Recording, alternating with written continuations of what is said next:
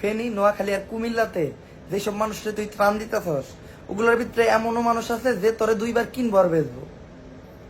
আমরা যে জায়গা আইছি ভাই, মনে হচ্ছে যে যাদেরকে খাবার দিচ্ছি তারা আমাদের কিনে নিতে পারবে 10 দিন ধরে, 20 দিন ধরে, তাদের বাড়ি কাজের লোক হিসেবে রেখে দিতে পারবে। হ্যাঁ, তারপরে বাড়ির মধ্যে 50 লাখ টাকার গাড়ি, 1.5 কোটি 2 কোটি টাকার বাড়ি, তাদের বাড়ি যাচ্ছি আমরা খাবার দিতে। আমরা তো গরিব, আমরা ভাবতেছি তাদের তো কিছু আমরা দান টান হলাদ করি যে ভাই আমাদেরও কিছু দেন, আমরা কি আরো কয়েকজন মানুষ ভাই আপনারা আমাদের কিছু দেন ভাই। ভাই বহুত বড় লোক ভাই, আপনারা বহুত বড় ভাই। এই জায়গা গ্রাম সাইড নাকি? এটা গ্রাম সাইডের মধ্যে বিল্ডিং, গাড়ি সব বলে বিদেশি, সব বিদেশি, টেকা। এই অঞ্চলটি এই ফেনীর পাশাপাশি এটি নোয়াখালী।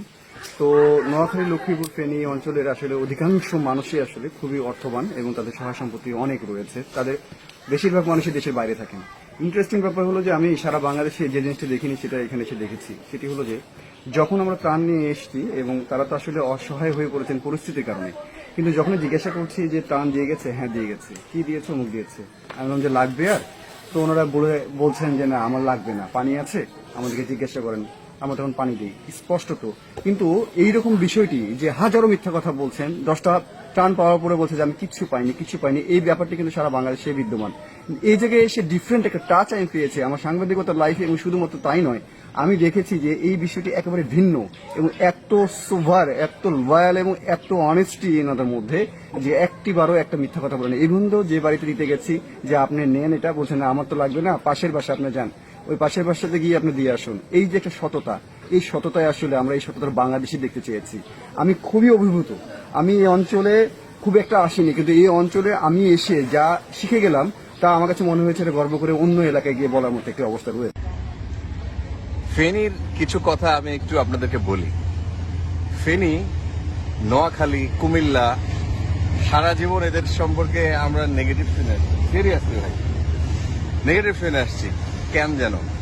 কোনো সময় তো এই এত সময় কাটানোর সুযোগ হয় নাই, এবার কিছু অদ্ভুত অভিজ্ঞতা হইল। কারণ আমরা ত্রাণ নিয়ে ফেনী শহর থেকে যখন ওই দূরে ছাগলনাইয়া বেশি দূরে না, আপনার ওই যে পরশুরাম, ওইখানে গেছি। আমরা যখন এক ফ্যামিলিকে ওই প্যাকেটের মধ্যে খাবার দাবার, পানিও ছিল প্যাকেটের মধ্যে, 5 লিটারের পানি, তারা পানি বের করে দিয়ে দিচ্ছে যে আমাদের পানি লাগবে না, পানির টিউবওয়েল আছে জায়গা থেকে পানি। তো এই যে ব্যাপারটা, এইটা আর কোথাও আমি পাইনি। তারপরে খাবার এক জায়গায় দিতে গেছি, সে বলতেছে আমাদের লাগবে না, ওইখানে নিয়ে যান, ওইখানে অনেক মানুষ না খায় আছে।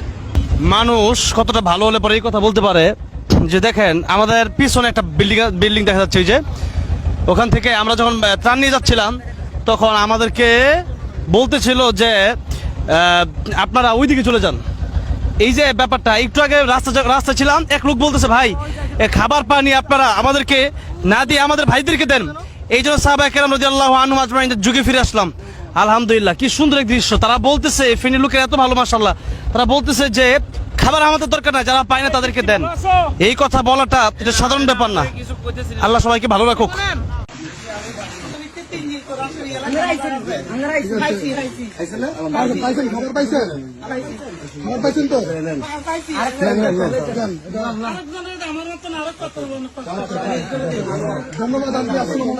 ফেনীর মানুষের টাকার অভাব নেই, ঠিক আছে।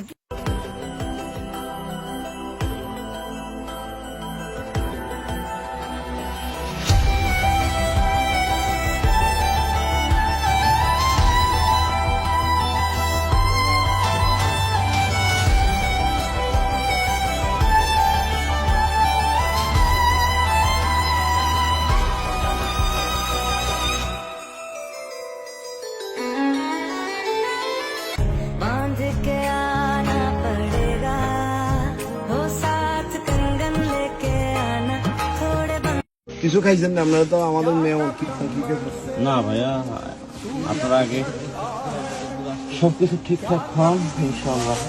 তারপরে আপনারা আসছেন কিছু, আমরা তো আমাদের মেয়ে মনে এখন তো আসলে একদম যে কোনো টাইমে ইনশাআল্লাহ চলে যাবেন। যে কোনো টাইমে আসুদানি গুণ আছে, দুইবার করে খাবারও দিচ্ছে। এইবারের মালিক আপনি না ভাইয়া? জি আলহামদুলিল্লাহ, আল্লাহ আপনাদেরকে হেফাজত করেন, যেখান থেকে এসছেন দোয়া করি আল্লাহ আপনাদের না দিছে মামা, দুইবার করে দিয়েছি।